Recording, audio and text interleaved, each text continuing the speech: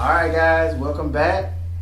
Sports Moods, 2 Moodies. 1 Duty. Sports. Right now we're about to get into other sports, talking about some MLB standings, current situations going down in the NBA, a lot of trades going on, also as well as the WNBA finals are underway, and also the controversial comments from our president, Donald Trump. Woo!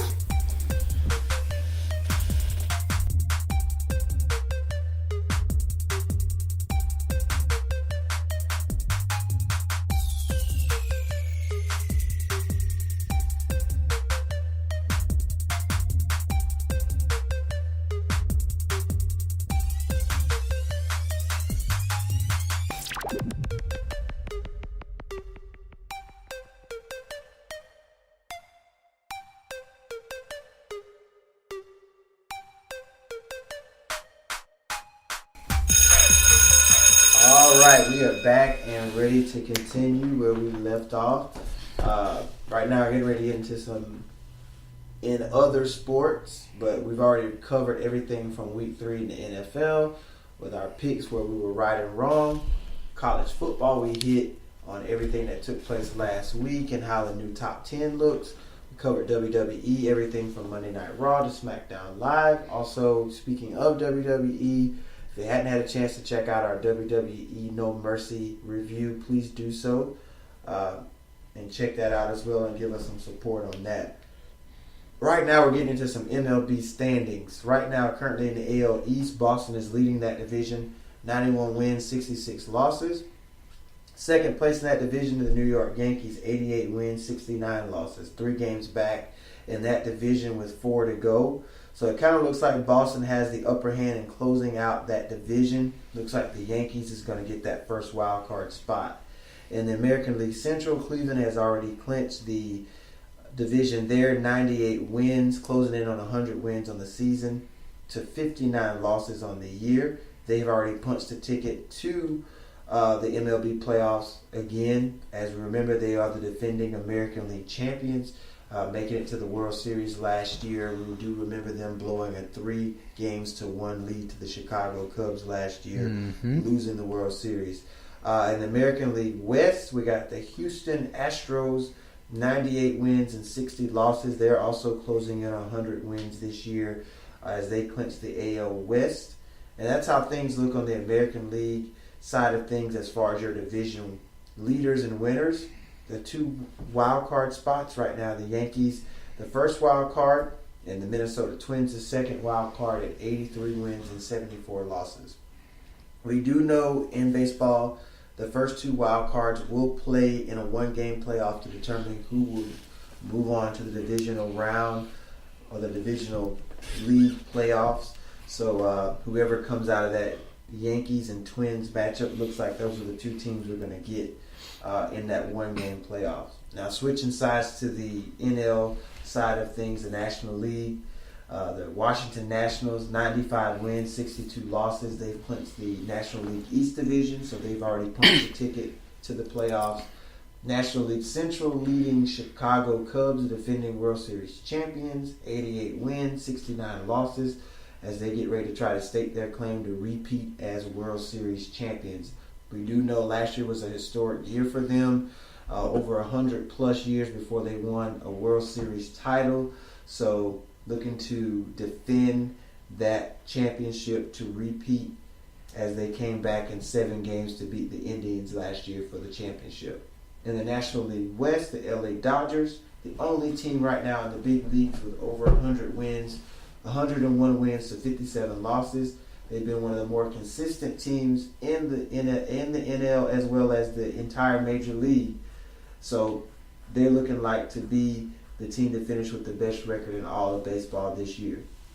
And the NL wild card, first wild card, Arizona Diamondbacks, 92 wins, 67 losses. And the second wild card, the Colorado Rockies, 86 wins to 73 losses. Looks like it's going to be potentially those 2 teams playing in that 1-game playoff in the National League side to see who's going to be going to the divisional series. Basically, right now in the NL West, they're going to have 3 teams to make the postseason. from the NL West division, which is a really good showing from that division this year in the major league. So that's how things look right now in the MLB standings with 4 games to go.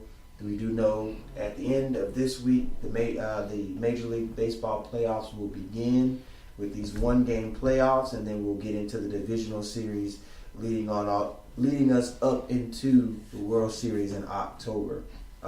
Quick side note with baseball, I'm hoping that Aaron Judge from the New York Yankees can lock in that American League MVP the way he's been slugging the ball out of the park this year. Definitely. He's going to be some problems for people in the postseason. Any pitching staff he goes up against, for the Yankees, if they make a deep run in the playoffs, I think it's going to come from the end of his bat and how many home runs he can hit to help them go deep into the playoffs. And on the National League side of things, I think the Cubs are trying to stake their claim of being repeat champions, but I think the Dodgers have a really great chance over there playing the way they played all year. They're having a great chance of coming out of the National League. So, finishing up on MLB, going to switch it over right now to C. Moody with some news on the WNBA. Definitely. Currently going on in the WNBA right now is the finals. The finals is between the LA Sparks and the Minnesota Lynx. The series currently is tied 1-1 after a close game past Tuesday, with the Minnesota Lynx tying it up 70-68.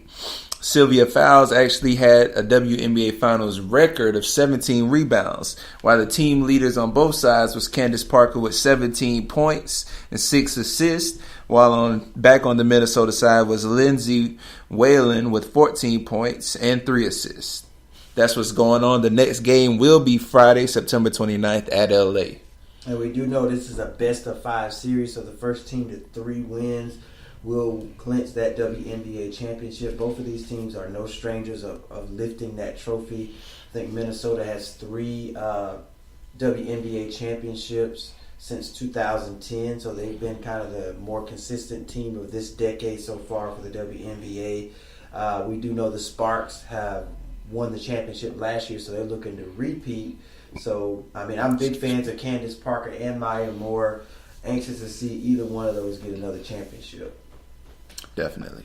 So, Steve Moody, you kind of want to segue into the next... segment? Definitely. One thing that happened with this finals, this recent game, is the LA Sparks chose to stay in the locker room during the national anthem. And for anybody who's missed what's been going on, is over this past weekend, Donald Trump has made some comments on the NFL for their recent increase of players that have been protesting by kneeling during the national anthem, which for anybody for anybody who doesn't realize the purpose of this, because lately this has solely become an argument on who is disrespecting or not disrespecting the flag.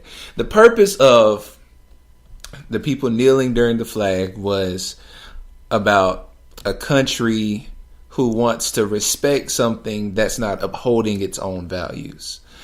And by doing so, we're talking about police brutality. We're talking about the racial injustice by police brutality. And not only by the police brutality, the injustice for the families, for the people who've been killed at the hands of police brutality, for the hands of misconduct, all the situations that have been going on, as far back as the first situation that happened with being Trayvon Martin and George Zimmerman. And the person who kind of mainstreamed this whole situation was Colin Kaepernick last year with this idea to kneel during the anthem, which wasn't a derogatory state of saying that, he's against America. He's basically saying that the country that is supposed to be an equal and united front is not upholding that value.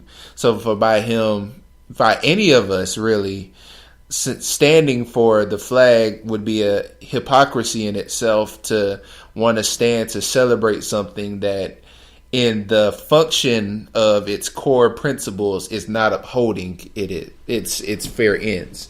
But instead of it, like I said, we've become a situation where we're just aggravated at somebody disrespecting the flag by kneeling. Mm-hmm. And the comments that Donald Trump said was about the league and NFL specifically, which we'll get on after that. But I have a sound bite, and I'm going to let you hear exactly what he said for anybody for whatever reason have not been able to catch what he said this past week. Wouldn't you love to see one of these NFL owners, when somebody disrespects our flag, to say, get that son of a bitch off the field right now, out, he's fired. He's fired! And before I get your comments, the one thing that I have to say I've been noticing, even against people who, comment, my coworkers or whatever, everybody who is pro-flag have taken this time not to even look at the side, not to understand the side, but to, almost like our president, to berate somebody for doing the actions. We have right here the president of our United States calling anybody who he sees kneeling the flag a son of a b. And so if you want to get personal or technical about that phrase, that disrespectful phrase, you're calling that person's mother a b. If you want to be personal about what that phrase is. And so from that, instead of the league submitting to it, I guess, we've seen an outpouring of even more teams, even so much so that we've seen NFL owners, which is the owner of the Jaguars, Jerry Jones for the Cowboys, actually come out alongside their teams and either lock arms, kneel, or pretty much, or both, lock arms and kneel. And LA Sparks was one of the teams that did like the Steelers did this past weekend, was just not come up on field. So how do you feel about it? Because I really have. I love listening to everything you said there. You hit some really good points there. Just listen to that soundbite. That's not the way a president of the United States should talk. Yeah. Regardless, we already know who Trump is. He doesn't really care what he says. He doesn't choose his words wisely. No. And I guess, by him feeling like, hey, I'm the president, I can say what I want. You can, go against what I say or disagree with it, but I'm still going to say it regardless of how it makes people feel. Now, the whole thing about the flag and the kneeling and whether you should or should not, whether it's disrespectful to the flag, that's not what Kaepernick's whole thing was about. This, it was more of, like you said, the principle of what that flag stands for, right, what that national anthem is supposed to stand for. But we can take a 2 to 3 minute moment to put our hand over our hearts and show reverence to that flag. But without that flag, you need a nation. And what makes a nation? Which is people. The people that come from different creeds and cultures and backgrounds to be in a united States of America. And I know you did a piece on this months ago when you say the divided States of America is basically was what it really is at this point. Because everybody has their different viewpoint of what they feel that flag is supposed to stand for. Some people feel like, hey, you're supposed to pay reverence to the fallen soldiers who fought to, keep this country free. And I understand that.